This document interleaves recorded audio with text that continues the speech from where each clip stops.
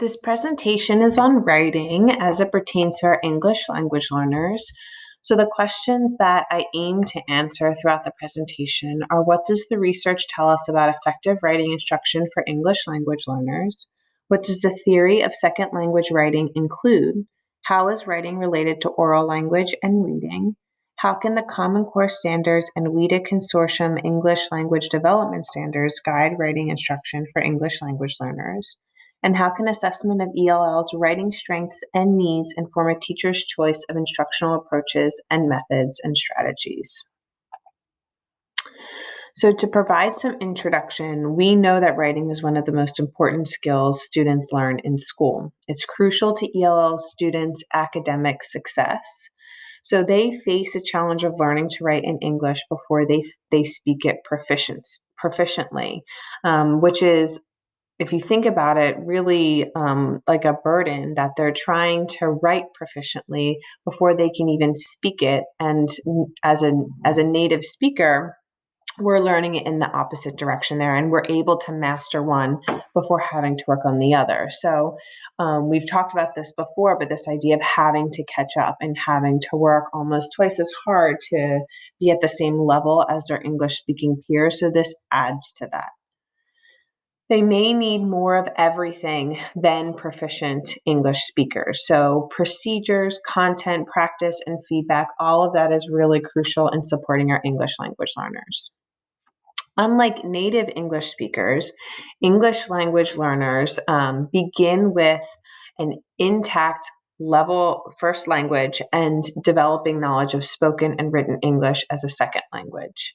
Simultaneously, they're acquiring language and composing skills. They may or may not be familiar with the Roman alphabet, so that may be an additional challenge for them. They may still be learning English orthographic conventions. They may produce sentence-level errors influenced by their primary language. They may not have the same topic or schematic knowledge as native English-speaking writers due to their home country educational experience. They may have little or no experience with peer response, and they may have little or no experience using outside sources, paraphrasing, or quoting. So all of this are things we have to keep in mind as we're thinking about writing assignments in our classes and how we can support our English language learners. So what we know from the research is the writing development process for English language learners is similar to the process for native English speakers. So both must learn the alphabet, spelling, proper syntax, conventions for writing specific genres. They need to engage in literacy tasks in a variety of social contexts, and they need to use writing to interact and develop interpersonal relationships. So this presentation, the idea of writing, really does go nicely with the other components of the SIOP model that are also addressed this week for this reason, this idea of developing interpersonal relationships and this variety of social context and practicing it. So it does go kind of nicely with these other lessons. The writing development process for English language learners is similar to the process for proficient English speakers. So English language learners' ability to express themselves in written English is highly dependent on their level of oral English proficiency. So we've mentioned this, I believe, last week of class, but this idea that written language and oral language go hand in hand. And to throw another skill into the mix, we know that reading also. So developing in one area does help with the development in those other areas. Writing may be only as good as their English speaking ability, but writing instruction should not be delayed until English language learners are able to speak English well. We're putting them at more of a disadvantage if we wait until they have oral language proficiency before starting writing instruction. Students with literacy skills in their native language can transfer many of these skills to English writing, but along with that transfer, there can be some negative transfer. So that's when, some things that counter our writing organizations or the way our writing style is, some of that can be transferred. And so we just need to make sure that we're being mindful of it and supporting students where we see that. It's not a bad thing. It's actually a positive sign. It means that they're using effective strategies and trying to transfer that knowledge. So it's actually a great thing. English oral language skills have little impact on English word level writing skills, but they have a strong impact on English text level writing skills. So we know that if a student is able to speak well in English, that actually has very little impact on word level skills, like spelling, for example. But it has that those oral language skills have a very strong impact on text level writing skills. So it does actually help with like longer pieces of writing, like having to write a paragraph, for example, or some sort of a response. Age and prior knowledge impact English language learners' writing ability in English. So that does play a role. So there are two responses here to give you an idea. They're both by second grade Spanish speaking English language learners, and it was their response to what did you do this weekend? So you can see that depending on where a student is and how far along they are in their language acquisition, this is a sample of writing that you may see in your classroom. And you can see where there is some transfer, especially with spelling, from a home language. And so I've had students in the past say, well, what do I do if I have this, or what if I can't understand it? This is a great opportunity to, when you receive a piece of writing like this, to work with the ESL teacher and to sit down and to say, really, where do I go from here and how can I support them? This is just also great feedback and information for the ESL teacher to have in general, because it's a writing composition and that offers them some more like student work that they can then use to understand the students' language development, but definitely turn to them for help in how do I support them, or what should I focus on with this response, because they should be a great resource for you. So there are some theoretical frameworks when we're talking about writing and writing instruction. Of course, with anything else, there are some challenges. Second language writing field is relatively new, so that means that we don't really have a lot of information there. And there's a lack of comprehensive theory of second language writing. So there's just not a lot of research out there. So as teachers, we need to understand different theories for both first and second language writing and the broad range of instructional issues for classroom writing.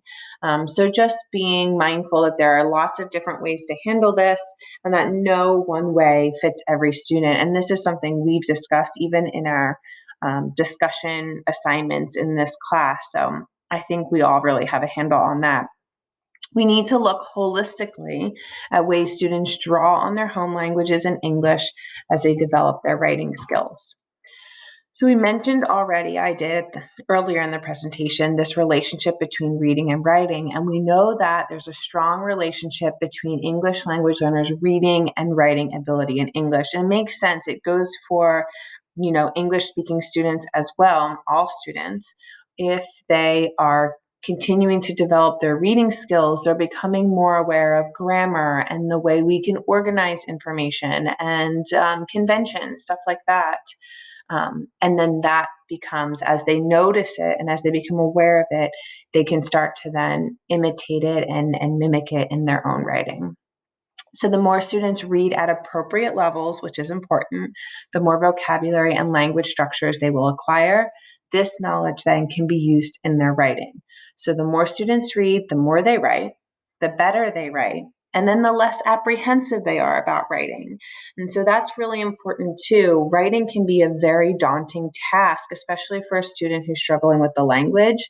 The more they're being exposed to, appropriate texts, the less scary it is for them and the more willing they are to write. Teaching writing is teaching reading and vice versa. So the ways that reading can support English language learners' writing is that it could be a springboard for a topic to write about. So making sure the reading and the writing are connected in that way. It could provide background information and source material for students to write about a specific topic. And it can model a particular writing feature for students to imitate. So if there's a unique way of organizing information in a sample of writing, that can be used as a model then for students to imitate in their own response. So ELLs go through different stages of writing, especially in early development, and there are similar stages that native English speakers experience also. Writing development, however, is not always linear, so it really does vary from student to student, and then some students even skip stages, but we always want to stress that quality and quantity may vary from piece to piece for the same student. So, if you think about the different types of writing, especially through Common Core, there's narrative, informational, persuasive. A student may do exceptionally well in narrative writing and really struggle with persuasive writing, which I think is fairly common. It is a challenging type of text to write. And so we can't assume that because they're doing really well in narrative writing that that's going to transfer. So we have to just take it piece to piece. There's also this invented spelling, or sometimes it's referred to as developmental spelling. And that's when students start to take risks by including words in their writing that they don't quite know how to spell yet. So they're spelling these words based on how they hear the words. And this is actually a really wonderful thing to see. It means that the student is willing to take risks. They're feeling more confident. They want to try and develop that vocabulary and use other words that they're feeling more comfortable with. So even though the spelling may not be exactly on point, it is commendable that they're doing this. And we should still address the spelling, but also it's a sign that they're ready to improve. They're ready to develop some of those skills. So it provides evidence of their use of phonics skills and their growth as writers. It also provides evidence of the limitations of phonics. So said is spelled SAID, but it sounds very much like SED. And so that's a topic at least to be mentioned. It is temporary or transitional spelling. So when we see that this invented spelling, some teachers want to fix every single thing, and it's okay. Students will eventually catch on to it. It is temporary. As they read more and as they write more, their spelling will become more standardized in that sense. So these are the different developmental stages, and I did try to include some examples here in the far right column. So there's scribble writing and drawing. These often reflect the orthography of the native language. The letters are often approximations of standardized letters, and scribbles for writing and drawing are often differentiated. Then from there, we move on to strings of letters. So there's no sound symbol correspondence. It's really just numbers and symbols that are interspersed in a row. And even the spacing between the letters may not even be included. They could often be absent. Then there are letters representing whole words or thoughts. So there are some sound symbol correspondence. Some words may be spelled correctly, which are usually sight words or high frequency words. So these are the words that could be posted around a classroom, or they may see in the halls all of the time. And so they're high frequency. They're likely to come into contact with them often. There are some spacing between the words and even between letters. There could be a simple message, which is often in the form of a label, like labeling a picture. Pictures are often just as important as the writing at this stage. And then at first, writers of English tend to capture beginning consonants, then ending consonants, then medial consonants, and then finally vowels. So that's typically the order that it happens in or occurs in. But at this stage, students may have difficulty even reading their own text. So there's still some development here. Then we take a step forward here to stylized sentences. So it's typically a patterned type of sentence, just like the example, I see a hat. I see a dog. So there's a pattern here where just maybe one or two words are being replaced. Writers may rely on familiar words or those high frequency words, again, that they see often. The texts, though, are becoming a little bit longer and including more conventional spelling, and students now can usually read their own writing. Then we get into emerging standardized writing. So messages are longer. They're often reflecting the writer's eagerness to focus on quantity. So there's this maybe motivation for them to write as much as they can. And so that sometimes is clear because they're repeating ideas over and over again. Punctuation may not be used conventionally. So it could be used because they're becoming aware that this thing, punctuation, exists. And so they're putting in commas or periods randomly throughout their writing, it may seem. But that at least they're becoming aware of that feature now, and they're trying to do that. Spelling may become more unconventional as the writer takes more risks. We talked about that invented spelling. And then if the first language uses the same alphabet as English and the student is literate in their first language, some spelling may be based off of the sound system of their home language. Then we have standardized writing. So this is where the writing is better organized and more focused. The word choice is more varied and the voice becomes more apparent. So the voice of the writer is more apparent. Spelling is more standardized, except when they're trying to include unfamiliar vocabulary. So they're still taking those risks and challenges with that. And then punctuation now is much more conventional and varied than it was before. So there are different approaches to spelling tests as well. So these are some of the alternative approaches. Literate individuals can spell thousands of words they've never had on a spelling test. It's important to keep in mind. Traditional spelling tests don't account for individual students' strengths and needs. So there are some alternatives to traditional spelling tests, if they're even used at all. I know some schools, spelling is still a focus, and some schools they're not. But if you're at a school where spelling is a focus, there are some alternatives to it. Avoid using one list of words for all students, so it could be very individualized. Use informal and formative assessments to identify the words or types of words that a student may want or may need to spell. Use these findings to create different spelling lists for different groups of students. Provide word study mini lessons throughout the week with each group based on their word lists, and test each group of students on their own lists.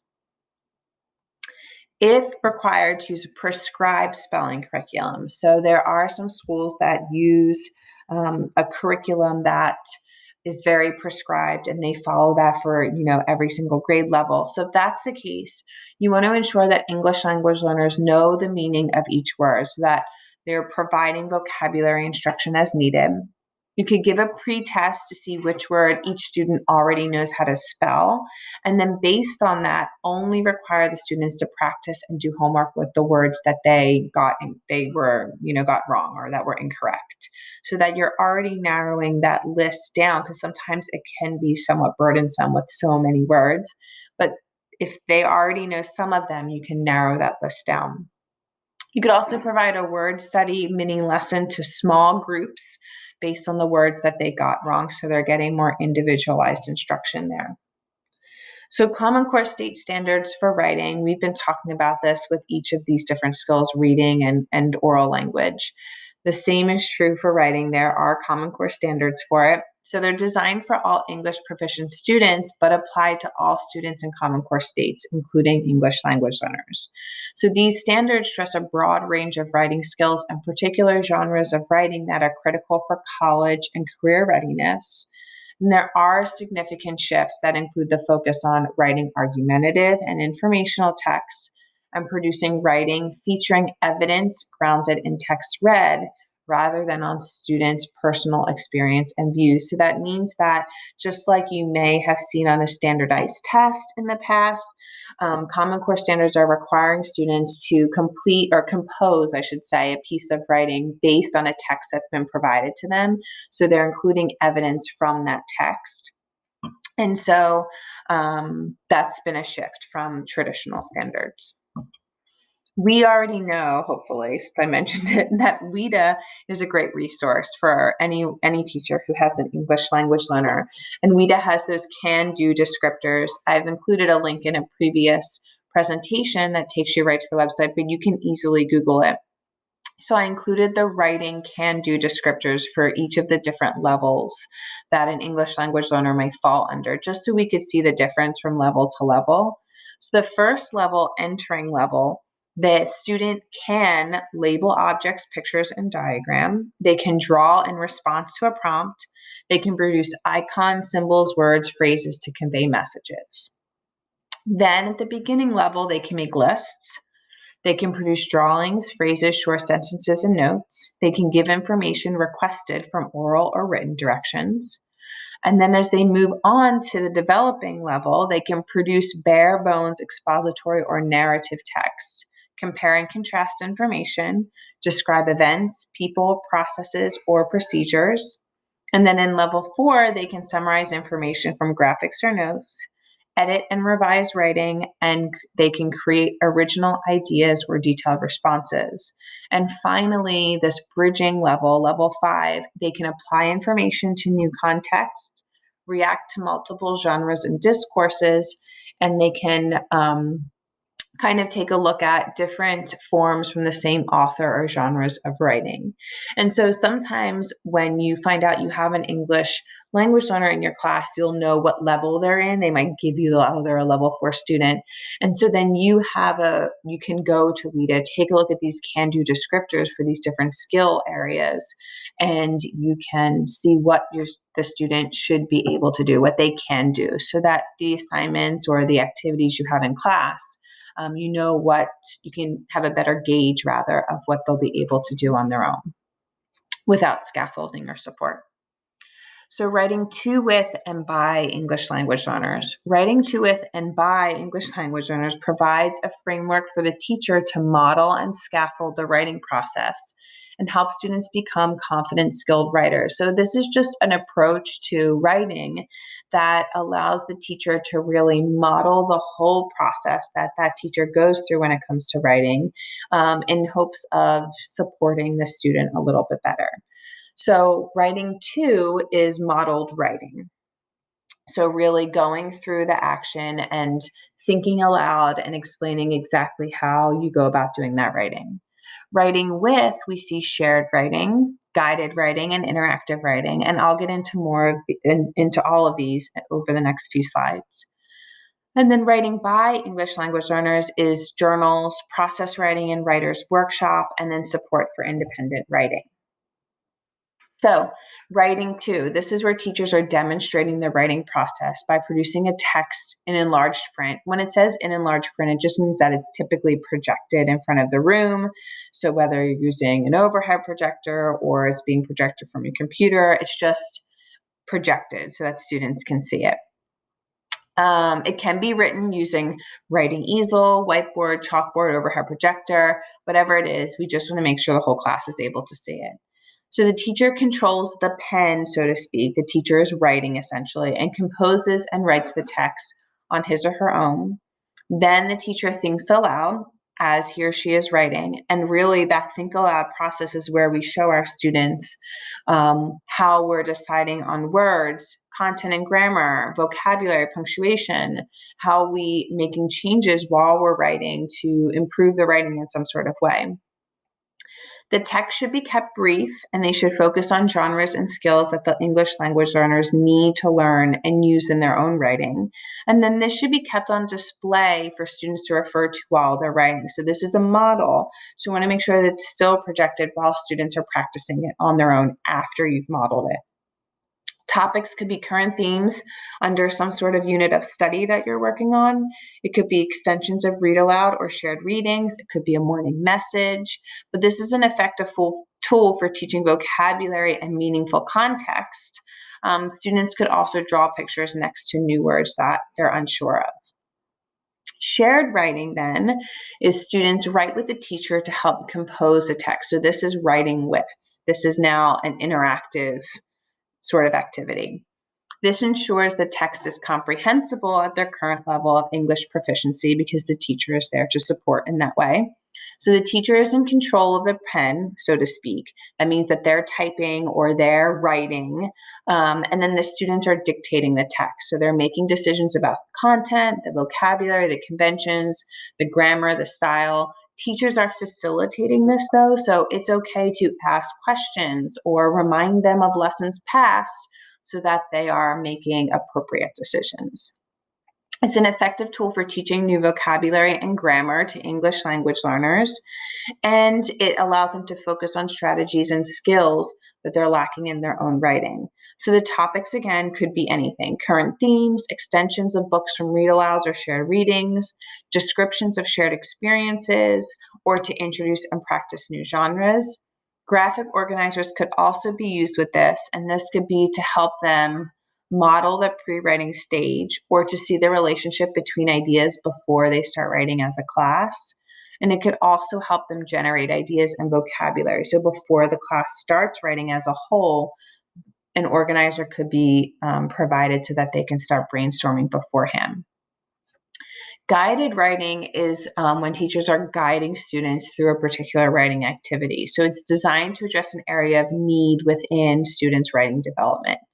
So a typical guided writing activity would be a mini lesson on some sort of aspect of writing. Students would practice the writing principle or strategy they were taught, and then teacher provides like supervision and additional assistance. But we want to make sure students are sharing the final written project. So with all of these so far, there is this element where it's being displayed, it's being shared, and that really allows students to own their writing, to be proud of it. And so that's a really important part. When there's a celebration there at the end, it's encouraging to even go through a writing process like this. And that's what we want to do, is to continue to encourage them. Interactive writing, then, this is where students and teachers are composing a text together and they are sharing the pen. So the teacher is no longer in control of the writing. Instead, now students and teacher have control of it. So it's an excellent technique for young English language learners at the beginning stage of writing. Also for older newcomer English language learners who lack their first language literacy skills.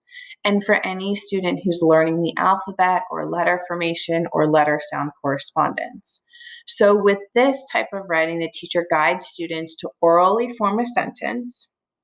The teacher draws a line for each word and adds the end punctuation. And then lines should be about the length of each word. The teacher points to each blank line, prompting the students read the sentence as if already written. And then one word at a time, the teacher helps the students say the word slowly, listening for the letters they need. Teacher asks for volunteers to come up, write the next letter in the word, and then provides assistance, of course, as needed. The students read each word as it's completed and then read the whole sentence when the whole sentence has been spelled out in front of everyone. So the finished text can be displayed in the classroom again. We want that sort of celebration at the end. And it's also, if it is displayed, works as a reference for students when they're writing their own. So it's another model. It could be illustrated and it could be compiled into books and used for sharing or taken home. I have seen some elementary teachers, especially once they have several of these and students have worked as a class, it becomes like a product that students take home, they read to their families, and they bring back. So the whole class has a chance to do that. There's also variation. So it gives each student an individual whiteboard and marker to write along so they can all be doing it together. Then there are journals. So writing to and with English language learners provides scaffolding for students to write independently.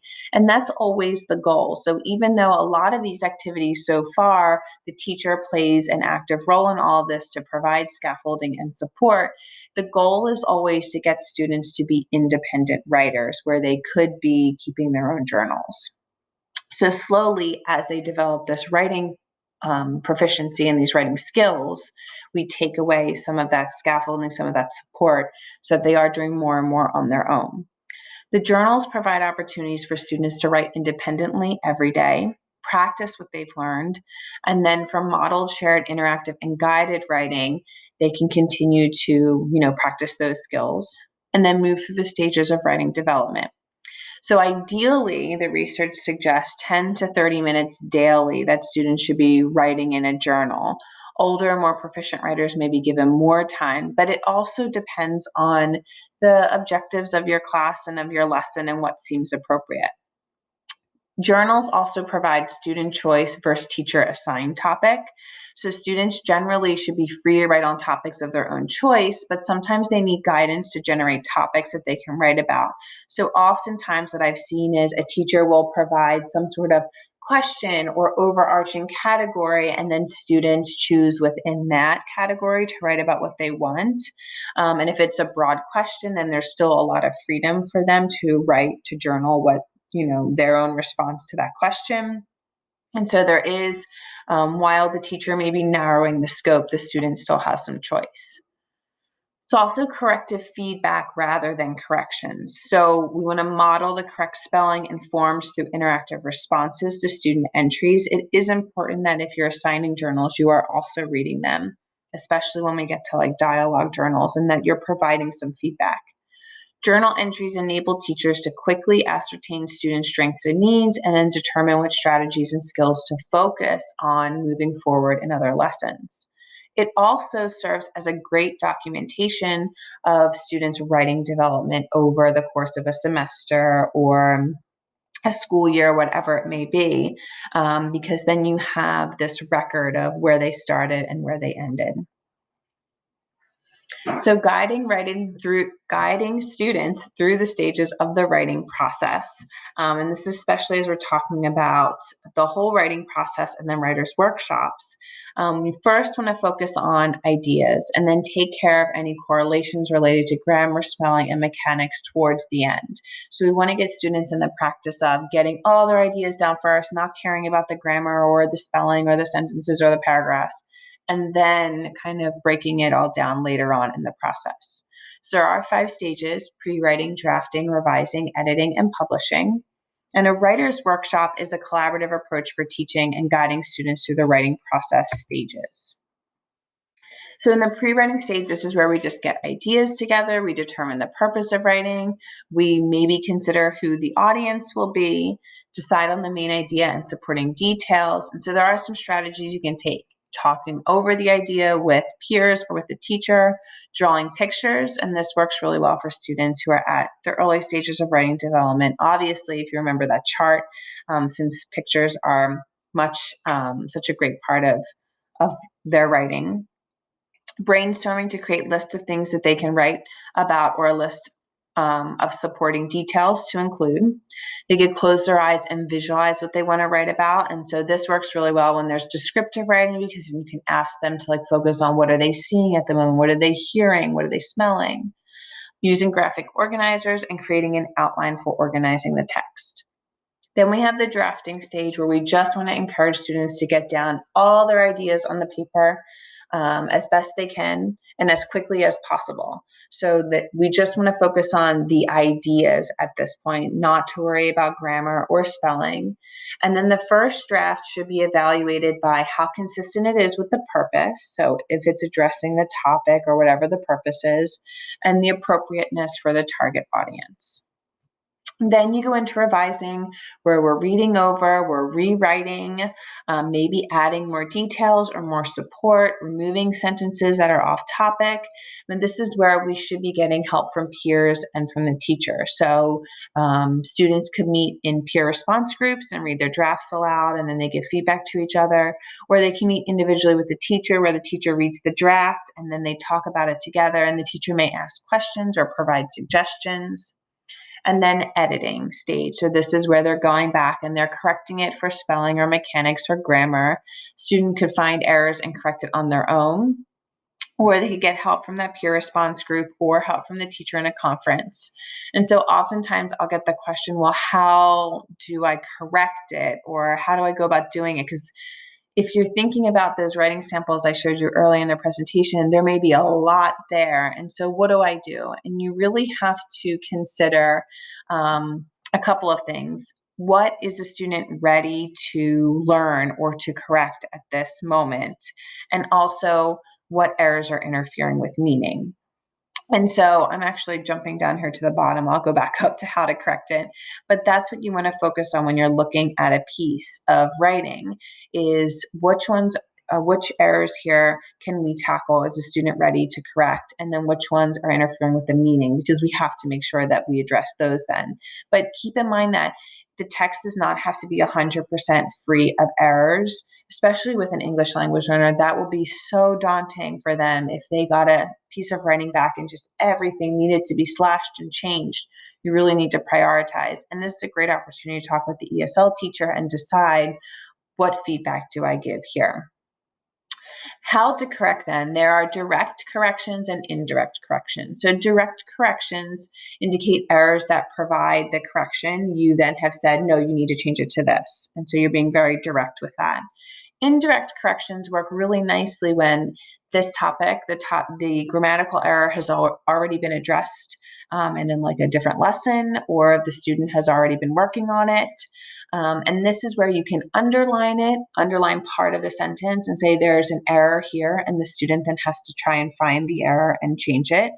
Or you could underline the error and then provide a clue. And this is what, at least I remember teachers doing when I was in high school, is they would, especially if there was spelling or word choice errors or punctuation, they would underline part of it and then include their own little abbreviation or some type of clue where I knew exactly what type of error was there. But this is where you're really, hopefully there's background information. You don't want to do this if there isn't, they would be lost.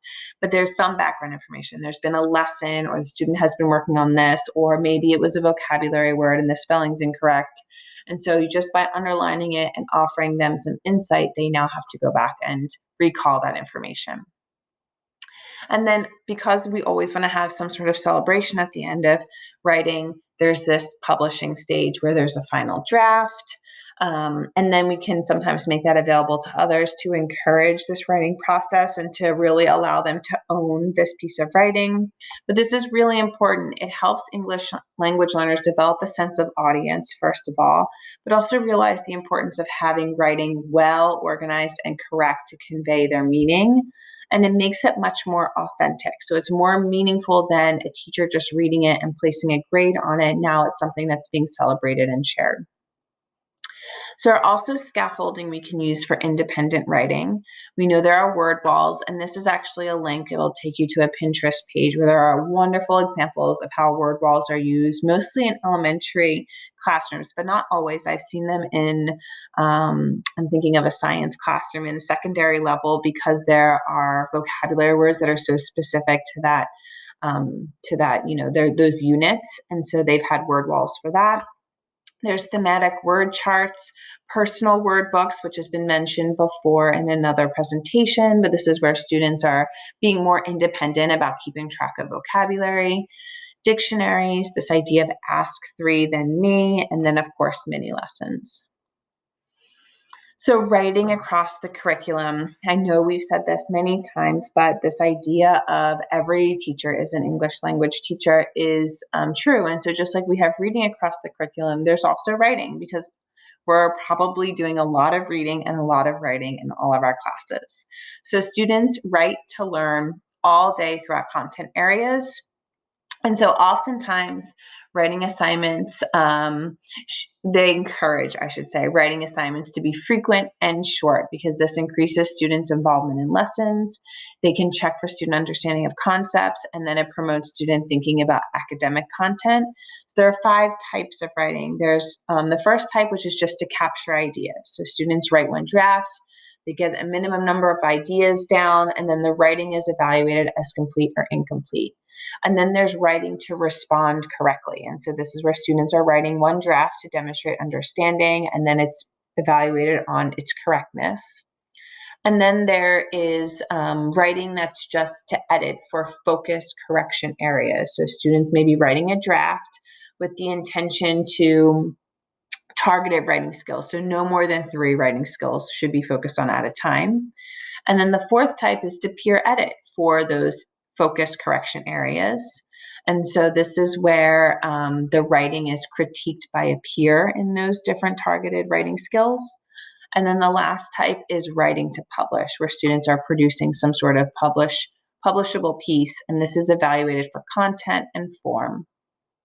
So writing with technology, I'll kind of skim through this because it's always changing, and you probably know many, many more different types of technology that you could use for this than what I'm even able to include in this presentation. But we know that writing today, for the most part, is done on computers or other electronic devices, especially with this big push for schools to be one-to-one.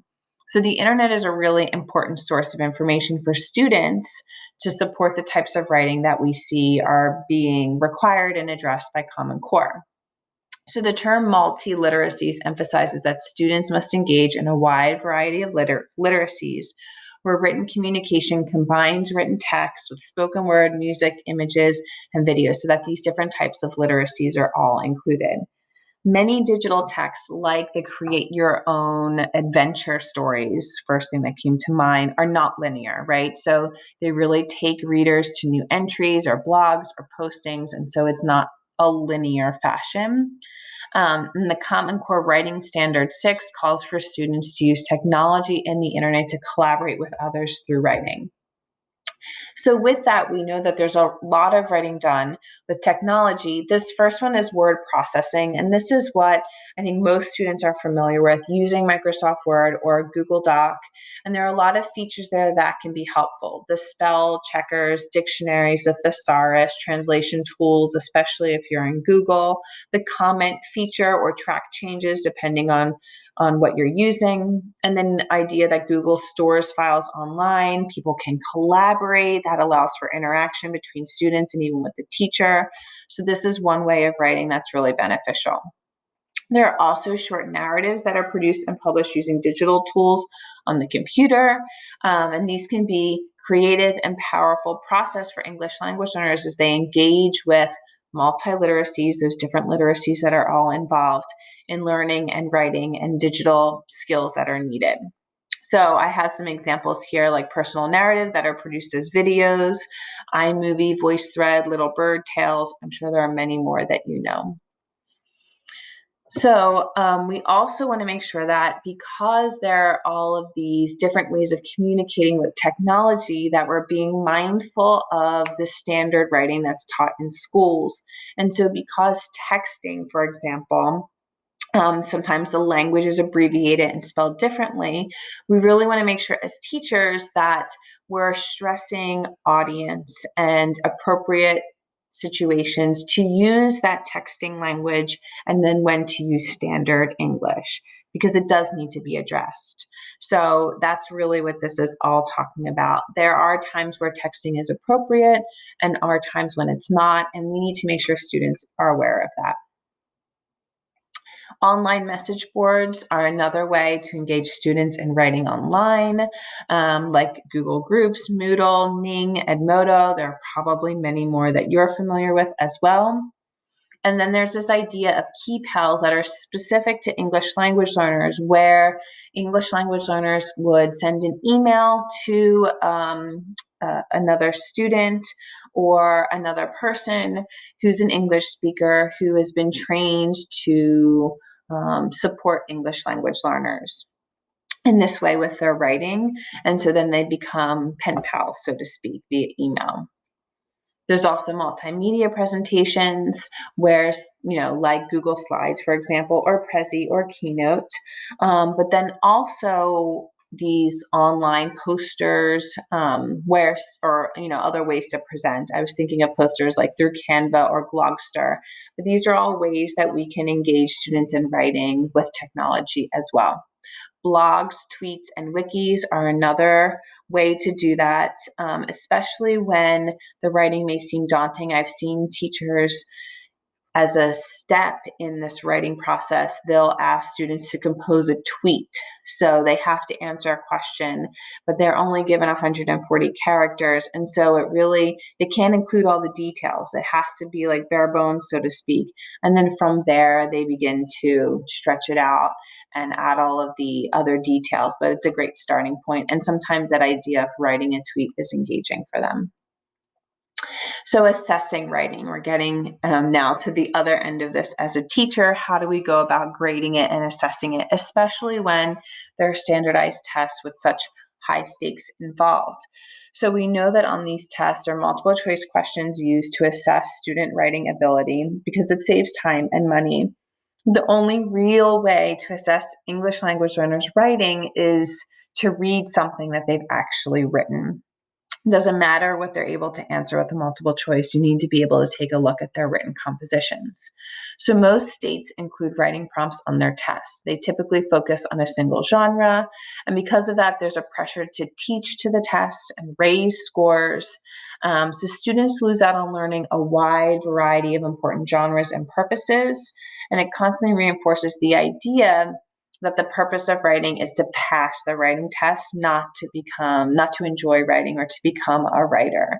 So there are some concerns also from schools and from teachers about who's actually reading and scoring these writing samples. We see this especially with Keystones. There is a written portion that goes along with the Keystones, for example, or PSSA. And so there's a push to be working on that.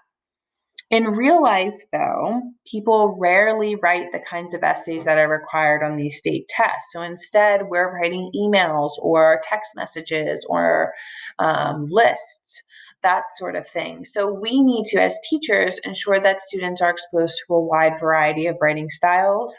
We need to help students see writing as a form of personal expression with many real life uses outside of that standardized test sort of situation. We also need to provide opportunities for writing in class for authentic communicative purposes. So formative writing assessments used throughout the year help teachers to gauge their students' progress and plan for instruction. We know that, especially when it comes to improving their writing. And there are different forms of scoring student assessments. There's this holistic form where the teacher kind of makes judgments about the writing as a whole and then assigns it a single score. So you're looking at the writing in a whole sense, not breaking it down into small pieces and looking at it in that way. So it's typical in state English language proficiency assessments of writing. Keystones in particular, as I'm thinking of that, you get a 3, a 2, or a 1, and it's this holistic idea. Either you're addressing the prompt or you're not. They don't even look at grammar. So that's an example rather of this holistic approach. There's also an analytic approach, and that's where the rubric consists of separate scales. Sometimes it's ranges from 1 to 4 for each aspect. So it could include composing, style, sentence formation, usage, mechanics. For example, the rubric that all of the English and Social Studies department uses at my high school has focus, content, organization, style, and conventions. And then from within those categories, we then grade on a scale of 1 to 4. So that's pretty standard for typical mainstream classrooms, I think, especially when it comes to English and Social Studies. There's also this primary trait way of assessing it. And so this is where you're focusing on one single trait as you read through. So if your objective is to make sure that students are understanding the main idea, then maybe you're just looking at that writing to make sure that they're able to identify the main idea. And that's fine too. It really does depend on what your objectives are for your lesson. And then along with primary trait, there's also multi-trait. And so this is where you may be focusing on several traits. And I've linked an example here, a 6+1 trait writing rubric. It's pretty well known, but it's linked here as another example. And then there's portfolio assessment. And so this is where writing samples are collected throughout the year and they're placed in a portfolio. So it could be any and all writing throughout the year, journal entries, drafts, and published writing. So all stages there along the way. Typically, you want to include writing in different genres or from different content areas, even samples of unedited work. So it really is a portfolio of all of the students' writing, and hopefully it's dated and there's some sort of rubric, some sort of feedback that's been offered by the teacher. And so as a formative assessment, the teacher then can review the portfolio often throughout the year to kind of understand how the student is developing and where there are still areas for growth. But as a summative assessment, the teacher could then review it at the end of the school year and really get an idea, how did the student develop from beginning to end? So there's also peer assessment and self-assessment when it comes to assessing writing. So students could assess their own writing or writing by their peers. And then some of the tools that we use then to help students in doing that is that they could be using the same rubric that the teacher would be using when they assess the writing, and then scoring themselves or scoring their peers using that rubric. It could be a student-friendly version of the rubric, so maybe the language is a little bit different. Although my argument to that would just be, if you have to change the language for a student to understand it, then maybe you should just be using the rubric that the student can understand from the beginning. But I'll let that sit. I'll let that go. And then checklists, which are a nice way, because then students can go through and check off, did I see this? Did I see this? Did I see this? And then the ones that aren't checked are those areas that students can go back and work on or include whatever they need to do for that.